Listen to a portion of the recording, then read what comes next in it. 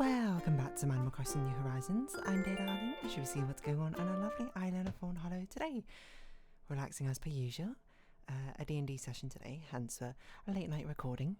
It was a pretty good one. This is I was going to say I don't know how to describe them, because I've just been calling them Group 1 and Group 2, I suppose. I mean, I did compare one to Guardians of the Galaxy, and then the other to Sherlock Holmes, which I did say I don't think is the most accurate description, but I was like, I'm trying to think of something which fits. And plus, that one doesn't fit. I mean, I don't think one of my friends wasn't too fond of that description. Not in a jokey way, of course, not in a that serious way. Let's be real. But good evening, everyone. Right now in Fawnhallow, it's 10:58 PM on Monday, April 28th, 2025. You know what? What about Scooby-Doo? Maybe that's a better thing. They do feel, equally sort of like ragtag, but I feel like they're kind of like solving mysteries more so than they're, I don't know, getting into scrappy fights, kind of, or I don't know, stirring trouble in some way or another. I don't know. Either way, that's what I'm going to go with, because that makes it convenient. Anyway, so this is the Scooby-Doo group.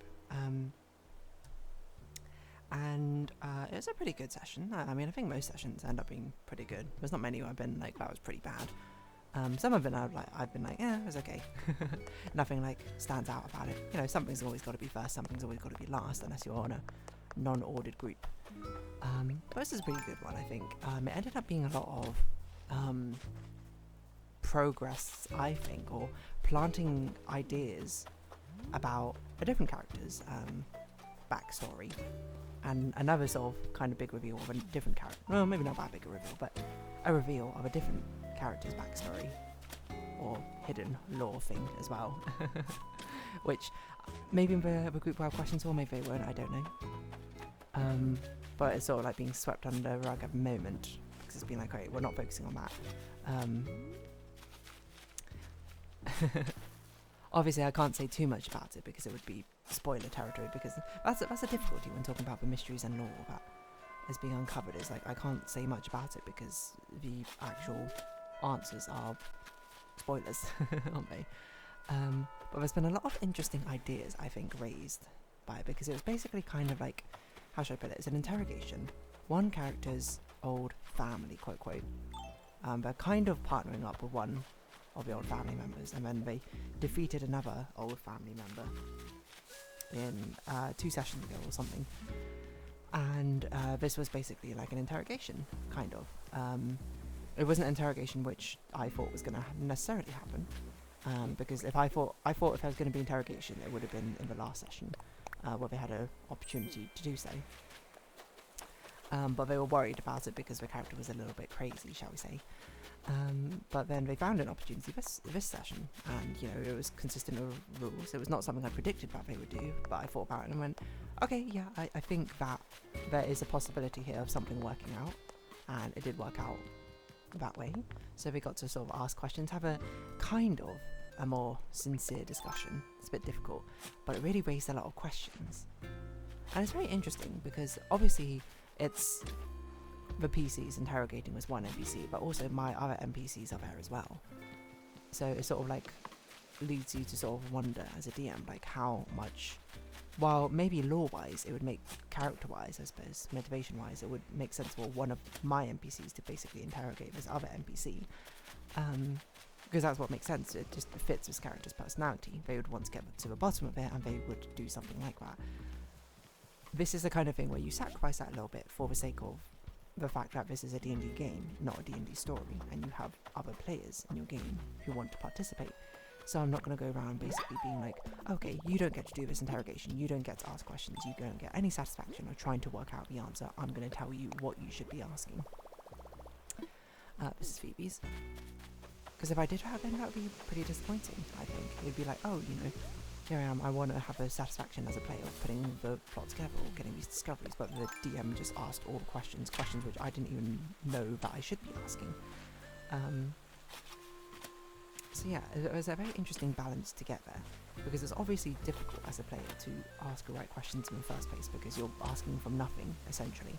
You don't know even where to begin. Which is why, when you get opportunities for interrogations, you should definitely ask and there's no consequences, you should definitely ask as many questions as possible. Like, throw all your theories at the wall and see what sticks, because you get a lot more information about disproving theories, I think, rather than proving theories at this stage. So they did ask a lot of questions and a lot of leading things, and I did help out a little bit, because I was like, okay, I do want them to at least consider this, because I think this is a difficult thing to necessarily identify, but they have a clues for it.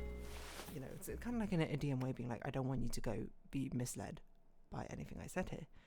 I want you to Chef, oh my gosh, you're definitely one of my favourite villagers, but unfortunately there's no room for you on this island. I would love to invite you here if I could have like more villagers. I really hope in whatever the next Animal Crossing is, we have some way to be able to support many more villagers, but if we don't, then so be it. Yeah. So I'm not sure if I should classify it as a DM hint, because it's not really a DM hint. It's more like a DM, hey, you know, you brought this up a little bit, and you were clearly interested in it. Let's circle back round to it. Come on. Give me your thoughts in character of what this means. Kind of like the same way when I ask the player, being like, what do you feel right now? To get them to expand upon it. For the benefit of all the other players and for themselves, I think. And it's a very interesting question. I don't know if they have theories or what their answers are. I don't know if they would deign to tell me. I wish I'd certainly want them to. Because I get, otherwise I don't get the fun out of seeing what their theories are in the first place as well. But, so be it. I think it's a lot of difficult questions to answer, to be honest. But they are uncovering many more things. I would liken it not to a conspiracy, but I'm going to liken it to a conspiracy of things which they are slowly unraveling and being like, why is it like this? This doesn't make sense. Of course, behind the scenes it does make sense, but they don't know what the behind the scenes are, so it doesn't make sense to them at the moment. And that there lies the fun. At least from a DM perspective. Anywho. Back to D&D talk. I'm worried if I say any more, I'm going to end up accidentally spoiling something, so that's why I'll leave it off today. But what should we talk about? One of my friends has started playing Final Fantasy XIV Reborn, or Realm Reborn, which is an MMORPG I've been very curious about trying or playing for a while, but never got round to it. One, because I think MMOs, RPGs are a huge time investment, which makes it difficult to commit the time, especially when you want to play other games. But also I think maybe it's a little bit more fun with friends, right? So someone else playing is, I think, a bigger motivation, being like, alright, I've always wanted to try it, let's at least give it a shot and see if I do like it as well. The main thing at the moment though is I want to play a female Hrothgar, but you don't even get Hrothgars unless you buy the later expansions or something. And I'm like, what? But I'm like, if I buy the later expansion, then I don't get my free trial version anymore.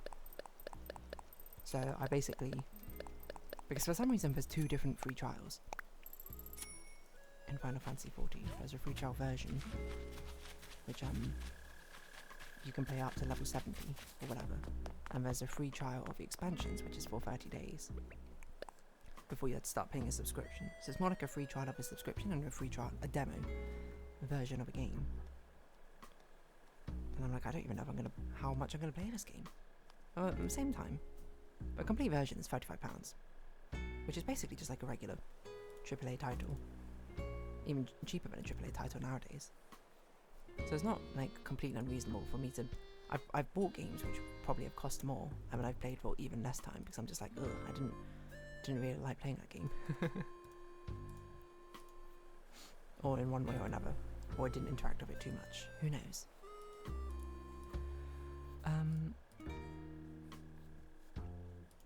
Yeah. So I guess I shouldn't be too worried about it. It's just something in my mind is like, ooh, it's a subscription based, so I don't want to play with it. I don't want to interact with it because it needs to cost continuous money. But now I think about it, I'm just like, that's not, like, that's a younger me divvying up my pocket money, being like, how do I spend this? Me now can be okay with it, huh?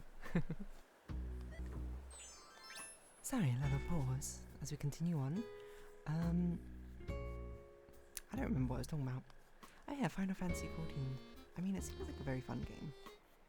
I think I spoke about it before. I'm always very interested in the raids when it comes to these MMORPGs. It's just getting to the raids is the hard part. But Final Fantasy 14 at least has a very sort of solid solo story quest. Heavens no, I'm probably playing way too many games with these like questing sort of things in. Starting up WoW is probably a bit much, but I suppose once I get to the end of WoW, there's not going to be as much to do anymore. Maybe that's a time. I don't know. Not that I can play WoW now anyway. It's under maintenance for the next patch.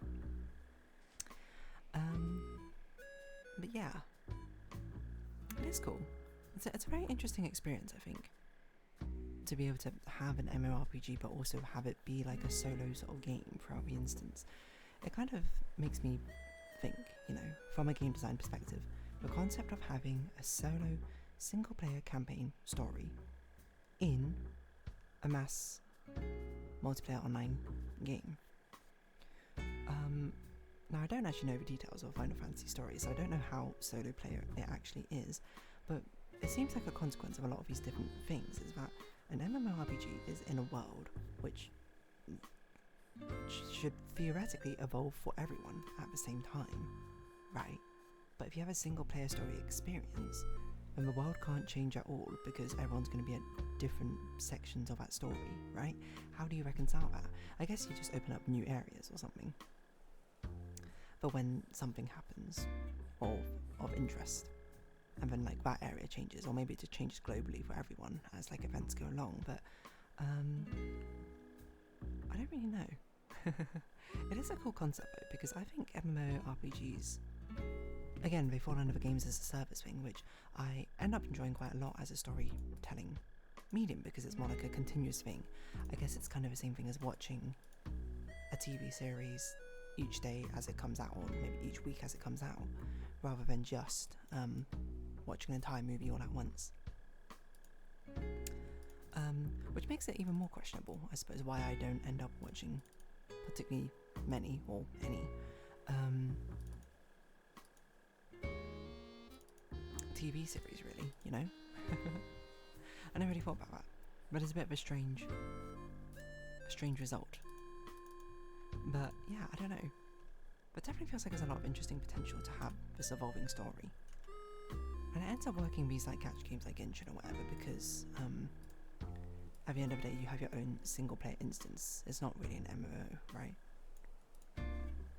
So that ends up working for the games as a service model, but I don't know how it's going to work in Final Fantasy. I don't know, because I haven't really played an MMORPG which has had like a particularly good story before. I think Elder Scrolls Online one was pretty good.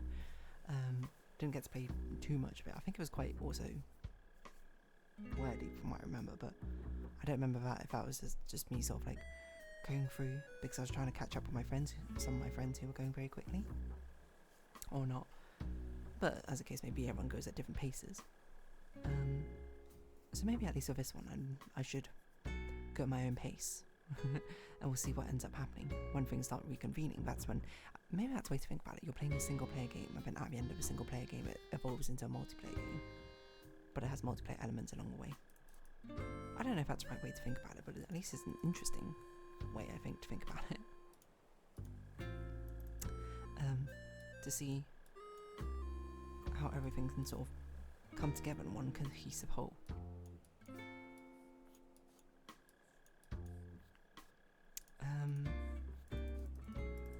Yeah, it's an interesting design space though, isn't it? To be able to craft a story which will work on an MMORPG style, but also on a single player campaign story thing. I don't know if there's like different alliances which you can play as, different players can play as in Final Fantasy the same way that World of Warcraft has, but seeing the game evolve from those community events could be very interesting. Or not, I don't know. Again, I'm doing a lot of speculative stuff because I don't really know what the plot of the story is on Final Fantasy 14. I do intend to play it. I'm not sure exactly when I'll start my free trial, because I want to start my 30-day free trial when I actually will have time to play it. It doesn't make sense to do it now because I'm not going to have time this week to play. Maybe at the weekend, we'll see. If anything, I should really be turn on my drawing tablet and prioritising the Animal Crossing thumbnail art. And the next series thumbnail art actually, but anywho, that's neither here nor there. What should we do for a thumbnail? I'll put many to one as a tagline. Does that make sense? Kind of. A many to one story. I don't know, I think it's just an interesting concept, being able to adapt a story to work on both a large, massive multiplayer scale, and also a single player scale. I wonder how they do cutscenes for like climactic story moments, if you're like in a party. That's a very interesting idea. I think what we must do is you just play the cutscene, you just watch it happen, but you can skip it if you want. Kind of like if you played Baldur's Gate, I suppose, as a group, or any one of those games as a group and you're in a cutscene. Everyone else, you just have to wait for everyone else to finish the cutscene first or something. Interesting. I'm sure there's caveats, but there's also benefits as well, you know. Games as a service model allows a more continuous story. Whether that's worth it or not, I think, is sort of dependent on you and what you're looking for in the story. At least for me, I think it's very interesting. Also, I don't really have anything else to say about that, so I guess I'll round this episode off here. Maybe a bit of a shorter episode, but if you have been watching, thank you very much. It's been Animal Crossing New Horizons. I've been Dear Darling. Likes, comments, subscription, shares, greatly appreciated. Socials, Discord down below. Hope to see each other again, but for now, it's our farewells. Until next time, bye bye for now.